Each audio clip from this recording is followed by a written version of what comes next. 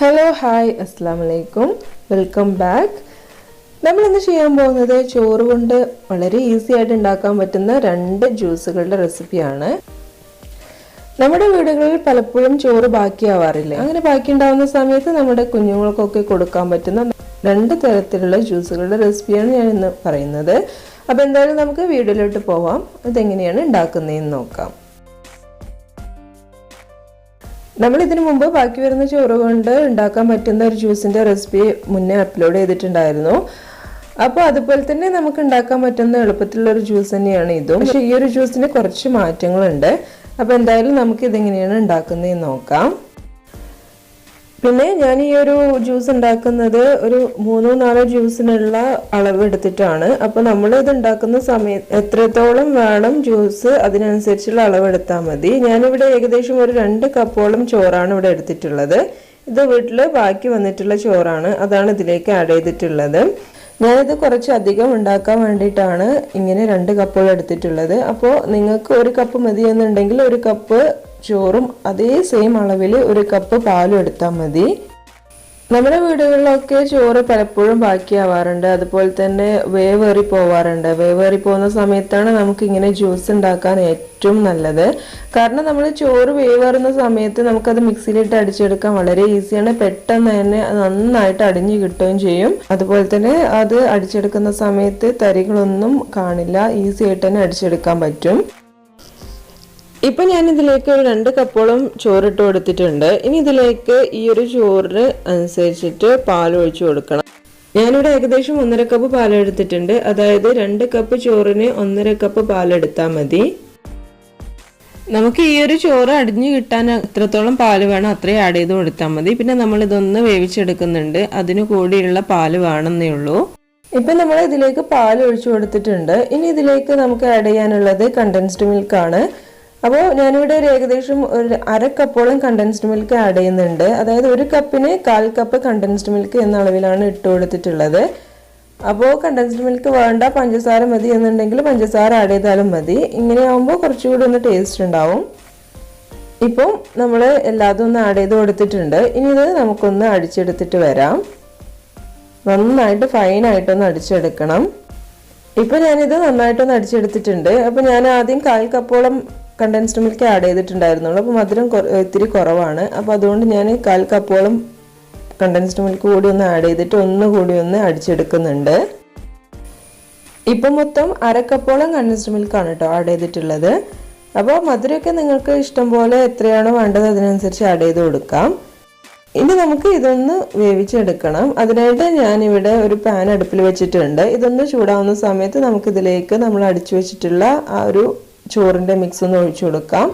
എന്നിട്ടൊരു 5-10 മിനിറ്റ് ഒന്ന് അതൊന്ന് കുറുക്കിയെടുക്കണം. ഇങ്ങനെ കുറുക്കിയെടുക്കുന്നത് എന്തിനാണെന്ന് വെച്ചാൽ ഇങ്ങനെ ചെയ്താൽ നമുക്ക് ജ്യൂസ് നല്ല തിക്കായിട്ട് കിട്ടും. പിന്നെ ഇതൊന്ന് പാൽ വെച്ചിട്ട് കുറുക്കിയെടുക്കുന്നത് കൊണ്ട് തന്നെ നമുക്ക് നല്ല ടേസ്റ്റി ആയിട്ടുള്ള ജ്യൂസ് തന്നെയാണ് കിട്ടുന്നത്. നമുക്ക് ഈ ഒരു ചോറിൻ്റെ പച്ചച്ചുവ തീരെ ഉണ്ടാവില്ല. പിന്നെ നമ്മൾ ഈ അടിച്ചെടുത്ത മിക്സിൽ എന്തെങ്കിലും അടിയാതെ കിടന്നിട്ടുണ്ടെങ്കിൽ അതൊന്ന് നമുക്ക് ശരിയായ രീതിയിൽ അടിച്ചെടുക്കാനും പറ്റും. ഇനി നമുക്കിതൊന്ന് റെഡിയാക്കി എടുക്കാം.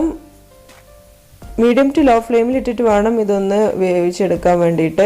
ഇത് പെട്ടെന്ന് അടിയിൽ പിടിക്കും, അതുകൊണ്ടാണ് ലോ ഫ്ലെയിമിൽ ഇട്ടിട്ട് വേണം കുറുക്കിയെടുക്കാൻ വേണ്ടിയിട്ടെന്ന് പറയുന്നത്. അപ്പോൾ നമ്മളിതൊന്ന് കൈവിടാതെ ഒന്ന് ഇളക്കിയിട്ട് നന്നായിട്ടൊന്ന് തിളച്ച് വരുന്ന സമയത്ത് നമുക്ക് തീ ഓഫ് ചെയ്യാം. ഏകദേശം ഒരു 5 മിനിറ്റോളം ഒന്ന് ഇളക്കി കൊടുത്താൽ മതിയാവും.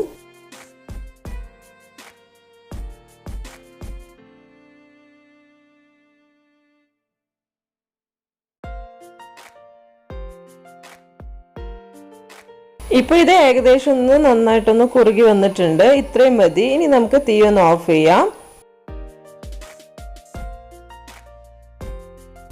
ഇനി ഇതൊന്ന് നന്നായിട്ടൊന്ന് തണുക്കാൻ വേണ്ടിയിട്ട് മാറ്റി വെക്കാം. ഇതൊന്ന് തണുത്തതിന് ശേഷം നമുക്കൊന്ന് ഫ്രിഡ്ജിൽ വെച്ചിട്ട് നന്നായിട്ടൊന്ന് തണുപ്പിച്ചെടുക്കണം. ഇപ്പോൾ ഇതിൻ്റെ ചൂടൊക്കെ ഒന്ന് പോയിട്ടുണ്ട്. ഇത് കണ്ടില്ലേ, ഈ ഒരു പരുവത്തിലാണ് കിട്ടുന്നത്. ഇത്രയും മതി. ഇനി ഇത് നമുക്കൊന്ന് ഫ്രിഡ്ജിൽ വെച്ചിട്ടൊന്ന് നന്നായിട്ടൊന്ന് തണുപ്പിച്ചെടുക്കണം. ഇനി നമുക്ക് ജ്യൂസ് ഉണ്ടാക്കാൻ തുടങ്ങാം. അതിനായിട്ട് ഞാനിവിടെ ഒരു 1/4 കപ്പോളം നമ്മൾ ചോറിൻ്റെ മിക്സ് ഉണ്ടാക്കിയിട്ട് ഫ്രിഡ്ജിൽ തണുപ്പിക്കാൻ വേണ്ടിയിട്ട് വെച്ചിട്ടുണ്ടായിരുന്നില്ലേ, ആ ഒരു മിക്സാണിത്. അതൊന്ന് ജാറിലേക്കൊന്ന് ഇട്ട് കൊടുക്കാം. ഞാനിവിടെ ഒരു 1/4 കപ്പാണ് എടുത്തിട്ടുള്ളത്. ഇനി ഇതിലേക്ക് നമുക്ക് ആവശ്യമായിട്ടുള്ള പാൽ ഒഴിച്ചു കൊടുക്കണം. ഞാനിവിടെ ഏകദേശം ഒരു 3/4 കപ്പ് പാലാണ് ഇതിലേക്ക് ഒഴിച്ചു കൊടുക്കുന്നത്. ഇത് ഏകദേശം ഒരു ഗ്ലാസിൻ്റെ അളവാണ് ഞാൻ പറയുന്നത്. അപ്പോൾ കൂടുതലായിട്ട് വേണമെന്നുണ്ടെങ്കിൽ ഇപ്പോൾ 2 ഗ്ലാസ്സിനാണെന്നുണ്ടെങ്കിൽ 1/2 കപ്പ് ചോറിൻ്റെ മിക്സും അതുപോലെ തന്നെ 1.5 കപ്പ് പാലും എടുത്താൽ മതി. ഇപ്പം നമ്മൾ ഇതിലേക്ക് പാൽ ആഡ് ചെയ്ത് കൊടുത്തിട്ടുണ്ട്. ഇനി നമുക്ക് ആഡ് ചെയ്യാനുള്ളത് ബദാമിൻ്റെ എസെൻസ് ആണ്. ഞാനിവിടെ ബദാമിൻ്റെ മിക്സാണ് എടുത്തിട്ടുള്ളത്. ഇതൊരു 3-4 ഡ്രോപ്പ്, അല്ലെങ്കിൽ നമുക്ക് എത്രയാണോ ഇതിൻ്റെ ഫ്ലേവർ വേണ്ടത് അത്രത്തോളം ഇട്ട് കൊടുത്തതിന് ശേഷം ആവശ്യമായിട്ടുള്ള പഞ്ചസാര കൂടി ഇട്ട് കൊടുത്തിട്ട് നന്നായിട്ടൊന്ന് അടിച്ചെടുക്കാം.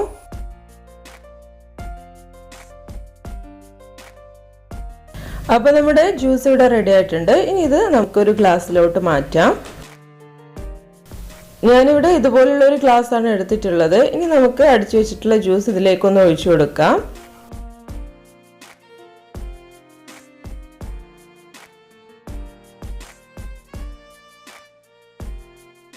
അപ്പോൾ നമ്മുടെ ജ്യൂസ് ഇവിടെ റെഡി ആയിട്ടുണ്ട്. ഇനി ഇതിന് മുകളിൽ ഡെക്കറേറ്റ് ചെയ്യാൻ വേണ്ടിയിട്ട് ഞാൻ കുറച്ച് സ്പ്രിങ്കിൾസ് എടുത്തിട്ടുണ്ട്. അതൊന്ന് ഇതിൻ്റെ മുകളിലായിട്ടൊന്ന് വെതറി കൊടുക്കുന്നുണ്ട്. ഇത്രയും മതി. നമ്മുടെ ടേസ്റ്റി ആയിട്ടുള്ള ജ്യൂസ് ഇവിടെ റെഡി ആയിട്ടുണ്ട്. ഇനി നമുക്ക് രണ്ടാമത്തെ ജ്യൂസ് ഉണ്ടാക്കി തുടങ്ങാം. അതിനായിട്ട് മിക്സിയുടെ ജാറിലേക്ക് നമ്മൾ നേരത്തെ ഉണ്ടാക്കി വെച്ചിട്ടുള്ള ചോറിൻ്റെ മിക്സ് ഉണ്ടല്ലോ, അതൊന്ന് ഇട്ട് കൊടുക്കാം. ചോറിൻ്റെ മിക്സ് 1/4 കപ്പ് തന്നെയാണ് ഇവിടെ എടുത്തിട്ടുള്ളത്. ഇനി ഇതിലേക്ക് നമുക്ക് ആവശ്യമായിട്ടുള്ള പാൽ ഒഴിച്ചു കൊടുക്കാം. ഞാനിവിടെ 3/4 കപ്പോളം പാൽ തന്നെയാണ് ഒഴിച്ചു കൊടുക്കുന്നത്. ഇനി നമുക്കിതിലേക്ക് 1 ടീസ്പൂൺ കൊക്കോ പൗഡർ, അതുപോലെ തന്നെ 2 ടേബിൾ സ്പൂൺ ചോക്ലേറ്റ് സിറപ്പ് ഇവയ്ക്കൊന്ന് ഇട്ട് കൊടുക്കാം. ഞാനിവിടെ ഹെർഷേസിന്റെ ചോക്ലേറ്റ് സിറപ്പാണ് യൂസ് ചെയ്തിട്ടുള്ളത്. ഇനി ഇതിലേക്ക് ആവശ്യമായിട്ടുള്ള പഞ്ചസാര കൂടി ഒന്ന് ഇട്ട് കൊടുത്തതിന് ശേഷം നമുക്കൊന്ന് മിക്സിയിലിട്ടൊന്ന് അടിച്ചെടുത്ത് വരാം. ഇപ്പോൾ നമ്മുടെ ജ്യൂസ് ഇവിടെ റെഡി ആയിട്ടുണ്ട്. നന്നായിട്ട് അടിഞ്ഞു കിട്ടിയിട്ടുണ്ട്. ഇനി ഇത് നമുക്കൊരു ഗ്ലാസ്സിലോട്ട് മാറ്റാം. ഞാൻ നേരത്തെ എടുത്തിട്ടുള്ള അതുപോലത്തെ ഗ്ലാസ് തന്നെയാണ് ഇവിടെ എടുത്തിട്ടുള്ളത്. ഇനി ഇതിലേക്കൊന്ന് നമുക്ക് മുഴുവനായിട്ടൊന്ന് ഒഴിച്ചു കൊടുക്കാം. ഇപ്പോൾ നമ്മുടെ ചോക്ലേറ്റ് ജ്യൂസ് ഇവിടെ റെഡി ആയിട്ടുണ്ട്. ഇനി ഇതിൻ്റെ മുകളിലോട്ട് നമുക്ക് കുറച്ച് ചോക്ലേറ്റ് ഗ്രേറ്റ് ചെയ്ത് കൂടി ഒന്ന് ഇട്ട് കൊടുക്കാം. അപ്പോൾ നമ്മുടെ 2 ജ്യൂസുകളും ഇവിടെ റെഡിയായി. 2 വ്യത്യസ്തമായ ഫ്ലേവറുകളിലുള്ള ഈസി ആയിട്ട് ചെയ്യാൻ പറ്റുന്ന 2 ജ്യൂസുകളാണിത്. അപ്പോൾ എല്ലാവരും ഇതൊന്ന് മറക്കാതെ ട്രൈ ചെയ്ത് നോക്കുക. ചോറൊക്കെ ബാക്കി ഉണ്ടാവുന്ന സമയത്ത് ഇതുപോലെ ചെയ്ത് നോക്കിയാൽ കുട്ടികൾക്കും ഇഷ്ടമാവും, അതുപോലെ തന്നെ വലിയവർക്കും ഒരുപോലെ ഇഷ്ടാവുന്ന രീതിയിലുള്ള 2 ജ്യൂസുകളാണ്. അപ്പോൾ എല്ലാവരും ഇതൊന്ന് ട്രൈ ചെയ്ത് നോക്കുക കേട്ടോ. കൂടാതെ ചാനൽ ഇതുവരെ സബ്സ്ക്രൈബ് ചെയ്തിട്ടില്ല എന്നുണ്ടെങ്കിൽ ഒന്ന് സബ്സ്ക്രൈബ് ചെയ്യുകയും കൂടി ചെയ്യുക. ഇതുപോലുള്ള പുതിയ റെസിപ്പികളുമായിട്ട് നമുക്ക് വീണ്ടും കാണാം. So thanks for watching.